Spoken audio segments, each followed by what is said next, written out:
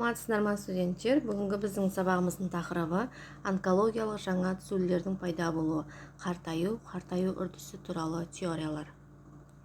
Қартаю барлық тірі жандарға тән адам ағзасы, қартаюының жалпы биологиялық заңдылығы. Қарттылық өліммен аяқталатын онтогенездің ақырғы табиғи сатысы. Ал геронтология қарттылық жөніндегі ғылым. Ол қартаюдың негізгі заңдылықтарын зерттейді. Ал гериатрия қарт адамдарда аурудың даму ерекшеліктерін, ағымын, емін және алдын алу шараларын зерттейді. Ағзаның қартаю құбылыстары және геронтология мәселелері.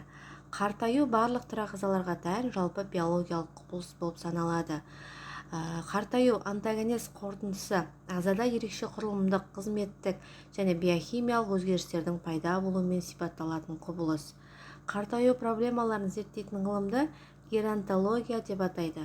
Геронтология қартаю құбылысының негізгі заңдылықтарын молекулалық және жасушалық деңгейден бастап тұтас ағза деңгейінде анықтайды. Ішкі секреция бездерінің қызметінде де айтарлықтай өзгерістер байқалады. Кейбір бездердің қызметі төмендеп, гормондарды аз мөлшерде бөліп шығарады. Мысалы, жыныс бездері, қалқанша безі, бүйрек үсті безі тағы сол сияқты, ал кейбіреулерінің қызметі керісінше жоғарылайды. Мысалы, гипофиз. Жас ұлғайған сайын ағзаның иммундық реакциясы өзгереді. Гуморальдық және жасушалық иммунитет төмендейді. Жеке жасушаларының көбейе алмайтындығын ескерсек, жас ұлғайған сайын олардың саны бірте-бірте азаятындығы өздігінен ақ түсінікті.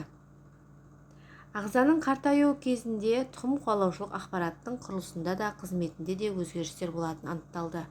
Мысалы, РНК мен ДНК мөлшері азаяды, хроматин ақуызының физикалық-химиялық қасиеттері өзгереді, гистонды ақуыздардың ДНК молекуласымен байланысы қатая түседі. Ал бұл көптеген гендерді активсіз күйге көшіреді. Себебі олар транскрипциялана алмайды. Жасушалардың негізгі молекулалық генетикалық механизмдері транскрипция, трансляция, ДНК репликациясы және репарациясы бұзылады. Қарттылық өзгерістер ең алдымен адамның сыртқы келбетінен біліне бастайды. Дене сымбаты және пішіні өзгереді, ақ шаш пайда болады, терінің серпімділік қасиеті жоғалады, көздің көру және есту қабілеті нашарлайды, есте сақтау қабілеті төмендейді. Қартаю кезіндегі организмнің өзгерістері. Тұтас организм деңгейінде қартаю кезінде шаш ағарып түсе бастайды. Көздің көруі, құлақтың естуі нашарлайды, тез түседі. Тері жұқарып құрғайды. Сол себептен ол қатпарланып, бетте әжім пайда болады. Сонымен бірге адамның қол жұмысын атқаруға қабілеті төмендейді. Бұл кезде адамның қоршаған орта жағдайларына бейімделу мүмкіншіліктері азаяды. Сондықтан бір себептен болмаса, екінші бір себептен кәрі адамның көз жұмуы сөзсіз. Өйткені олардың ішкі ортасының тұрақтылығын қадағалау мүмкіншіліктері бұзылады. Ағза денесіндегі қартаю белгілері әртүрлі құрылым деңгейлерде байқалады, яғни молекулалық, жасушалық, жүйелік, ағзалық және ұлпалық деңгейлерде. Бұл жерде сіздер қартайған адам мен жас адамның бейнесін көріп отырсыздар. Қартаю кезіндегі жүйелердің өзгерістері. Жалпы қартаю кезінде мидың сыртқы қыртысының жүйке жасушалары азайып, глия жасушалары көбейеді. Нейрондардың денесінде липопустин жиналады, осыдан келіп олардың функциялық қасиеті өзгереді. Серпінділердің жүйкелер арқылы өткізілу жылдамдығы баяулайды, түйіспелерде жүйкелік медиаторлардың түзілуі және де рефлекстер әлсірейді. Қартаю кезінде эндокриндік жүйенің қызметі бірсыпыра өзгереді. Бұл кезде кейбір гормондардың өндірілуі өзгеруімен қатар, олардың реттеуші әсерлерін қабылдайтын нысана тіндер мен жасушалардың сезімталдығы өзгереді. Қарт адамдарда сонымен қатар гипофиз бен бүйрек үсті бездерінің өзара қатынасы бұзылады. Яғни гипофиздің бүйрек үсті бездері және қандағы деңгейіне гипофиз кері байланыс бойынша әлсіз жауап қайтарады. Қартаю кезінде иммундық жүйенің өзгерістері екі бағытта байқалады.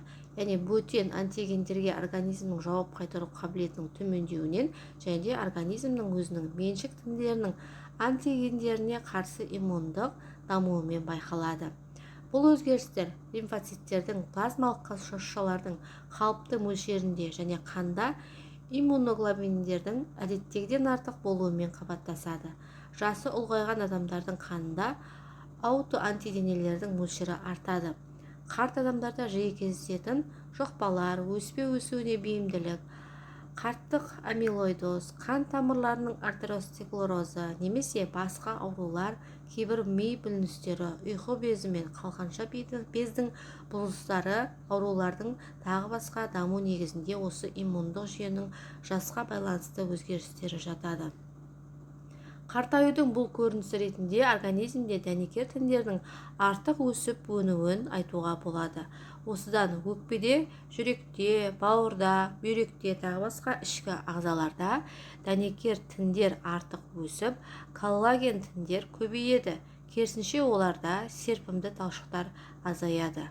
Коллагеннің артық өсіп кетуінен дәнекер тіндерінің созылғыштық қасиеті нашарлап, ағзалардың бершіктенуі дамиды. Қартаю кезіндегі жасушалардың өзгерістері микробтарға қарсы антиденелердің аз түзілуі, ферменттердің, нәруыздардың, пептидтік гормондардың, қан жасушаларының аз өндірілуі және де мида жаңа шартты байланыстардың бекімеуі тағы сол сияқты көптеген құбылыстар байқалады. Қартаюдың негізгі теориялары: адам ағзасының қартаю себептері туралы 300-ге жуық болжамдар айтылған. Олардың көбінің тек тарихи тұрғыдан ғана маңызы бар. Қартаю теориялары ішінен Рубнердің қуаттық қартаю теориясын атауға болады. Бұл теория бойынша әрбір ағзаның қуат қоры болады. Қуат қоры таусылса, сағаттың серіппесі босағандай, тіршілік те баяулап, дүние салуға алып келеді. Яғни ағзаның қуат қорын жұмсауы дененің сыртқы мөлшеріне тәуелді болады. Ұсақ жануарлардың дене салмағына қарағанда оның үстіңгі бетінің көлемі үлкен, сондықтан да олардың тіршілік ұзақтығы қысқа болады. Бірақ бұл тұжырымды барлық жануарлар үшін қолдана беруге болмайды. Яғни кейбіреулерінің тіршілік ұзақтығы бұл тұжырымға қайшы келеді. Мысалы, егеуқұйрықтарға туыс болып келетін тиіндер салмағы да, дене бітімінің көлемі де онымен барабар. Бірақ тиіндер белсенді қозғалып 15-20 жыл тіршілік етеді. Яғни егеуқұйрықтардан 10 есе артық өмір сүреді деген сөз. Сонымен қатар Мечниковтың интоксикациялық теориясы бойынша қартаю құбылысы тек қана биологиялық факторға, яғни физиологиялық, патологиялық тағы сол сияқты тәуелді болмай, сол сияқты әлеуметтік факторларға да тәуелді болады. Мечников сонымен қатар қартаю құбылысын тек фагоцитоз ілімі негізінде түсіндірмек болды. Яғни ол ішекте шіру құбылысын болдырмау үшін шіріту бактериялардың тіршілігіне қолайсыз орта жасау керек, яғни сондықтан өнімдерімен көбірек қоректену қажет деп айтқан. Сол секілді академик Богомольц қартаю себептері ағзадағы ұлпа-аралық қатынастардың бұзылуы деп болжамдаған. Ол жасушалар мен ұлпалардың қоректенуін қамтамасыз ететін және реттейтін дәнекер ұлпалардың қартаю құбылысындағы маңызы ерекше деп түсінген. Адамдарда ерте қартаю құбылысы прогерия дейтін ауру екені белгілі. Яғни бұл аурумен ауыратын адамдарда балалық шақтан бастап жасушаларда жедел қартаю құбылыстары байқалады, яғни 13-15 жаста. Олардың терісінде қыртыстар пайда болып, шаштары ағарады, көздері нашар көреді, тамырлардың атеросклерозасы тағы басқа дамиды. Яғни 20 жасқа жетпей-ақ нағыз кәрі адамдарға тән қартаю құбылыстары дамиды.